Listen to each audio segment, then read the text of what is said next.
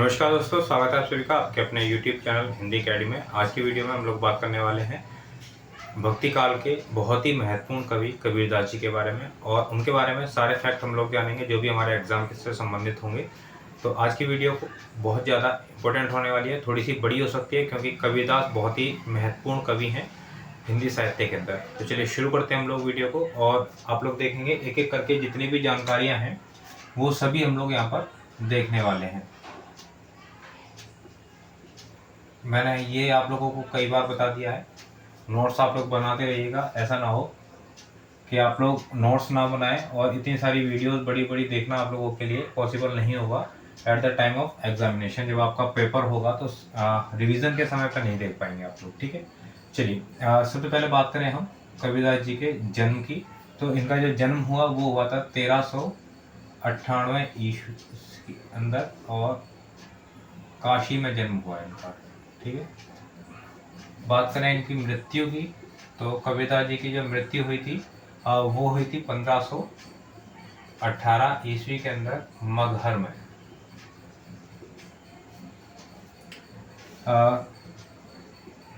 उसके बाद बात करें कि उनका पालन पोषण किसने किया, तो उनका जो पालन पोषण किया था वो क्या था, निरुनिमा ने, निरुनिमा जुलाहे ने किया था, ठीक है। और पत्नी उनकी थी लोई। इनके बच्चे थे, नाम है कमाल, कमाली। गुरु थे इनके रामानंद, ठीक है। तो देखिए गुरु के बारे में ये कहा जाता है कि जो इनके जो गुरु हैं वो रामानंद है। ये सर्वमान्य है, ठीक है, प्रमाणों से ये सर्वमान्य है कि उनके गुरु रामानंद है। लेकिन जो मुस्लिम परंपरा है या फिर कहें मुस्लिम परंपरा के अनुसार गुरु कौन है, तो उनके अनुसार गुरु है शेख तकी,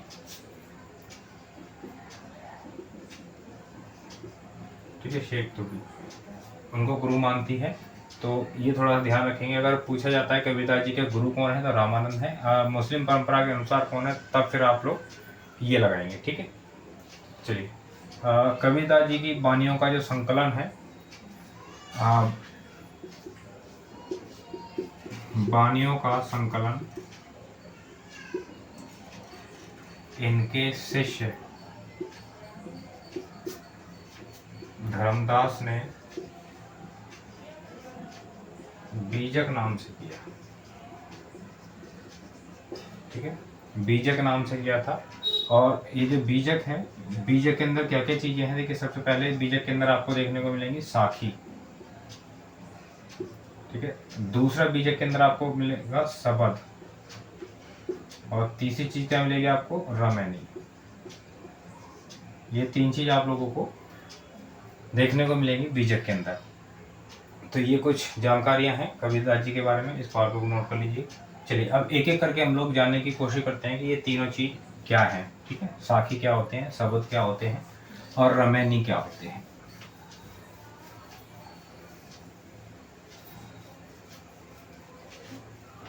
चलिए एक एक करके देखें। सबसे पहले साखी देख लेते हैं। साखी क्या है, ये संस्कृत भाषा के साक्षी का विकृत रूप है, ठीक है।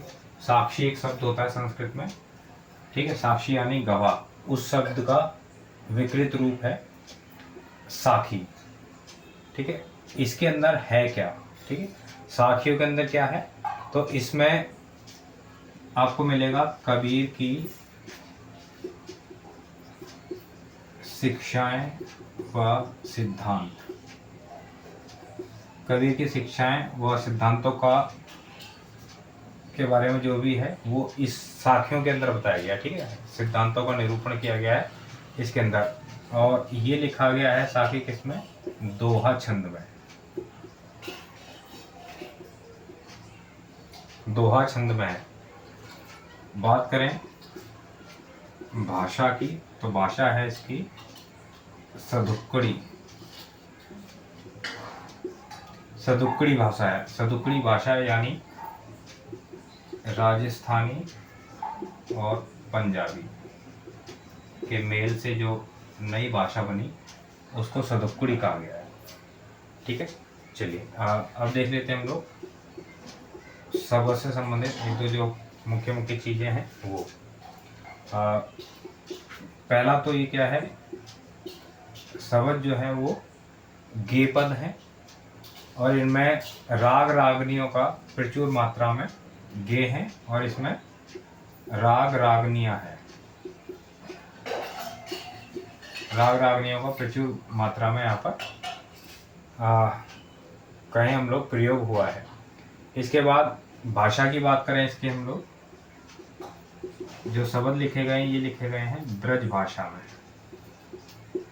ठीक है। शब्द लिखे गए हैं ब्रज भाषा में और शब्द जो है उसके अंदर है क्या, इसके अंदर है कबीरदास जी की प्रेम और अतरंग साधना की अभिव्यक्ति। इसमें है प्रेम और अतरंग साधना की अभिव्यक्ति, ठीक है। इसको रखेंगे आप लोग ध्यान, ठीक है। चलिए आगे चलते हैं। साखी हो गया, शब्द हो गया। देखिए आप लोग अगर वीडियो आप लोगों को पसंद आती है, क्लास पसंद आती है तो शेयर जरूर किया करें अपने दोस्तों में, जिनके भी ये काम की क्लास हो सकती है उन सभी दोस्तों में। और पहली बार अगर आप देख रहे हैं चैनल को तो फिर आप लोग सब्सक्राइब जरूर कर लीजिएगा चैनल को, क्योंकि इसी प्रकार की क्लासेस आप लोगों को रेगुलर मिलती रहती हैं यहाँ पर और एक सिस्टमेटिक ढंग से मिलती हैं, ठीक है। चलिए देखते हैं। यह रमैनी में क्या है, ये लिखा गया है आपका दोहा और चौपाई में। दोहा और चौपाई छंद में रचित है। ये है क्या, ये है रहस्यवादी और दार्शनिक विचारों को प्रकट किया गया है इसमें। रहस्यवादी और दार्शनिक विचारों को प्रकट किया गया है, प्रकट किया गया है, ठीक है। इसमें रहस्यवादी और दार्शनिक विचारों को प्रकट किया गया है। और भाषा की बात करें हम लोग तो इसको भी लिखा गया है ब्रज भाषा में, ठीक है। ब्रज भाषा का प्रयोग हुआ है इसे लिखने में। चलिए ये हो गया। इसके बाद बात करते हैं हम लोग जो हमारे प्रमुख कोटेशंस हैं, ठीक है। बहुत ही ज़्यादा महत्वपूर्ण कथन है, उन्हें देख लेते हैं। सबसे पहले बात करेंगे किसके कथन की, आचार्य रामचंद्र शुक्ल जी के, ठीक है। आचार्य रामचंद्र शुक्ल जी के जो कथन हैं उनको देखते हैं। बहुत ज़्यादा महत्वपूर्ण है, जो आपके एग्जाम में पूछे जाते हैं, कई बार पूछे गए हैं, ठीक है। तो पहला कथन है, इसमें कोई संदेह नहीं कि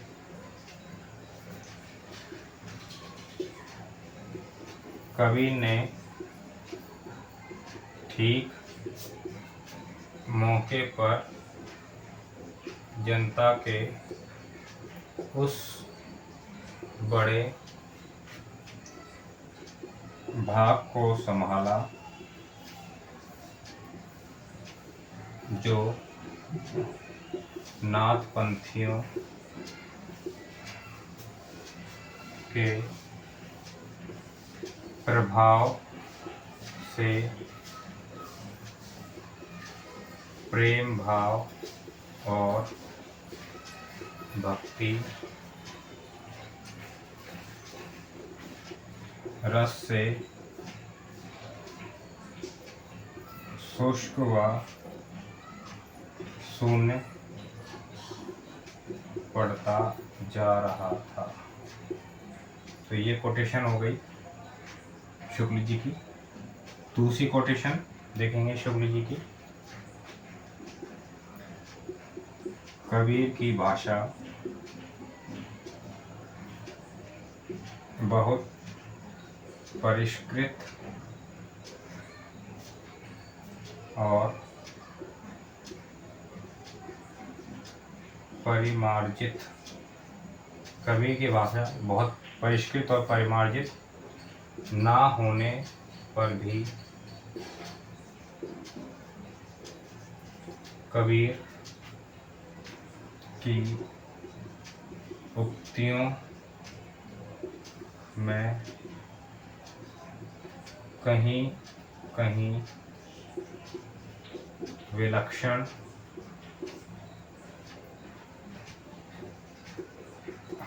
प्रयोग देखने को मिल जाता है।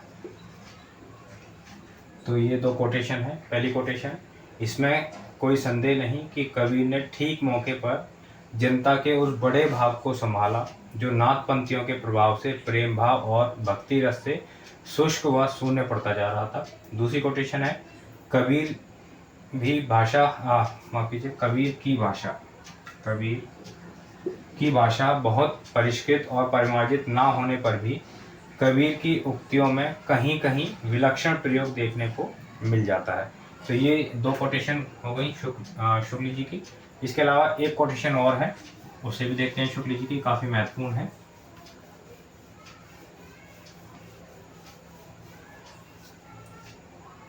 चलिए इस कोटेशन को और देख लीजिए।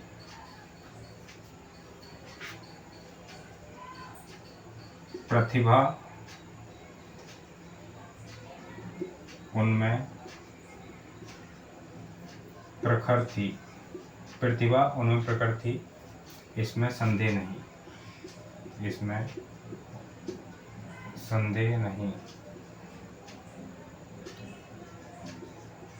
कबीर ने अपनी झोड़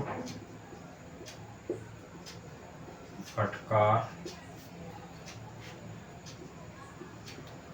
के द्वारा हिंदू और मुसलमानों का कट्टरपन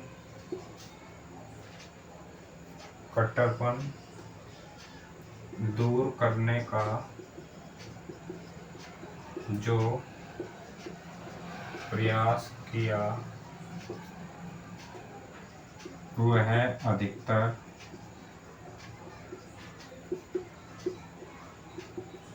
चिढ़ाने वाला सिद्ध हुआ।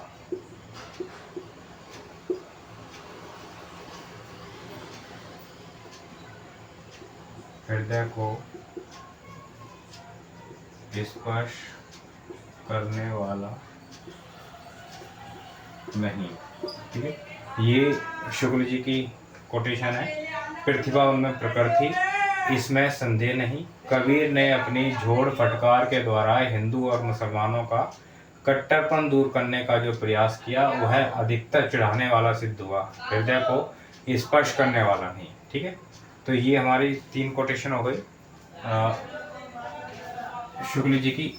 चलिए आगे और भी कोटेशन है हमारे पास में, उनको देख लेते हैं, क्योंकि एग्जाम के लिए ये सारी की सारी कोटेशन बहुत ज़्यादा महत्वपूर्ण है। ये सारी कोटेशन आप लोग पढ़ कर के जाइएगा, बहुत ज़्यादा महत्वपूर्ण कोटेशन है। ठीक है, चलिए आगे।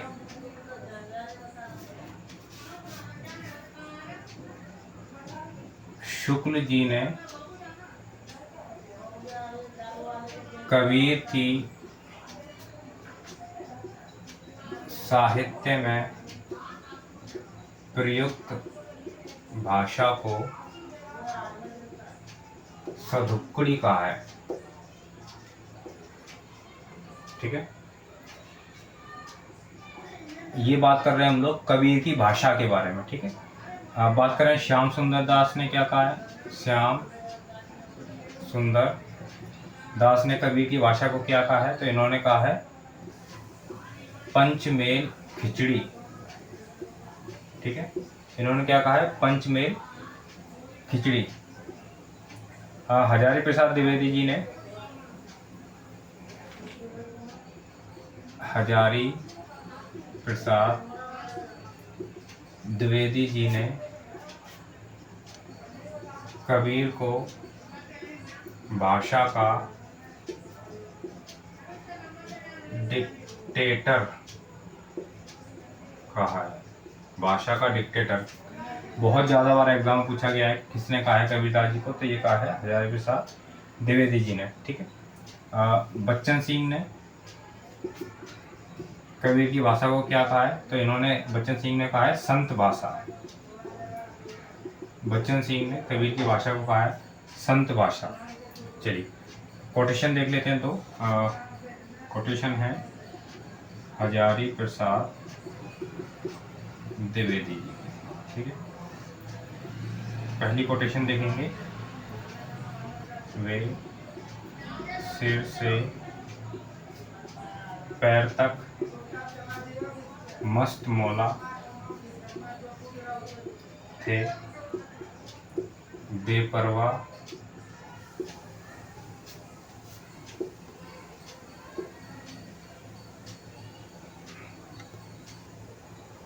दृढ़ उग्र कुसुमादति कोमल वज्रादपि कठोर। तो ये कोटेशन हो गई। दूसरी कोटेशन, कबीर पहुंचे हुए साधु थे, उनका ज्ञान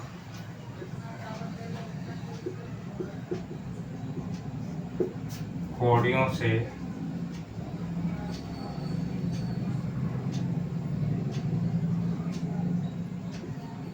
चुराई हुई सामग्री नहीं था। कौड़ियों से चुराई हुई सामग्री नहीं था, ना वह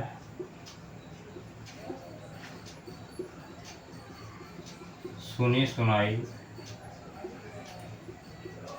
बातों का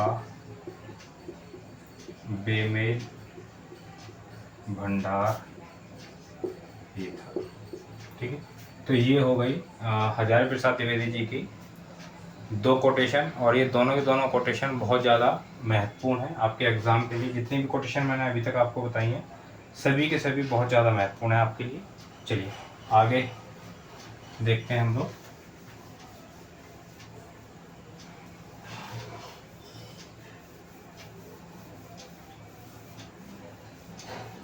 ये वीडियो पसंद आ रही है तो लाइक जरूर कर करिएगा आप लोग, ताकि इससे पता लगता है कि जो मेहनत आप लोगों के लिए की जा रही है वो सही दिशा में जा रही है या फिर नहीं। कोई समस्या है तो उसके लिए कमेंट कर सकते हैं, कोई सुझाव है उसके लिए आप लोग कमेंट कर सकते हैं।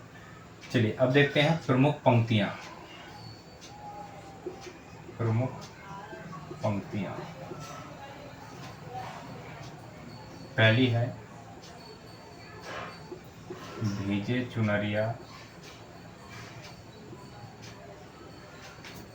प्रेम रस बूंदन। ठीक है, भीजे चुनरिया प्रेम रस बूंदन। अगली है, सपने में साईं मिले सोवत लई जगाए। चलिए ये दो ही आप लोग देख लीजिए पंक्तियाँ। देखिए वैसे तो जो पंक्तियाँ हैं आप लोगों ने पढ़ रखी होंगी, वो सारी सारी तो महत्वपूर्ण है ही, लेकिन ये पंक्तियाँ थोड़ी अलग हैं लेकिन महत्वपूर्ण हैं, इसलिए मैंने आपको ये नोट करा दिया। चलिए अब देखते हैं हम लोग कबीरदास के ऊपर जो प्रमुख ग्रंथ लिखे गए हैं अलग अलग लेखकों के द्वारा, उनको देख लेते हैं। कौन से ग्रंथ हैं और कौन से लेखक जिन्होंने इनको लिखा है। ठीक है, सबसे पहले ग्रंथ लिखा गया कबीर के नाम से, और ये लिखा है किसने? हजारी प्रसाद द्विवेदी जी ने। चलिए, उसके बाद दूसरा लिखा गया है कबीर का रहस्यवाद। ठीक है, कबीर का रहस्यवाद, संत कबीर, ये लिखा है राम कुमार वर्मा ने। चलिए, नंबर 3 है कबीर ग्रंथावली। कबीर ग्रंथावली श्याम सुंदर दास। नंबर 4 कबीर वचनावली, और ये लिखा है अयोध्या सिंह उपाध्याय हरिओध।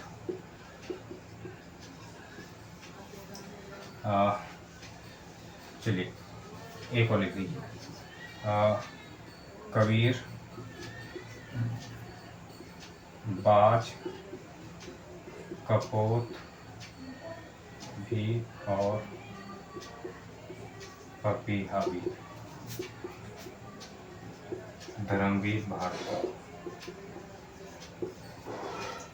तो दोस्तों, ये हो गई आप लोगों के लिए कविता से संबंधित महत्वपूर्ण जानकारियाँ।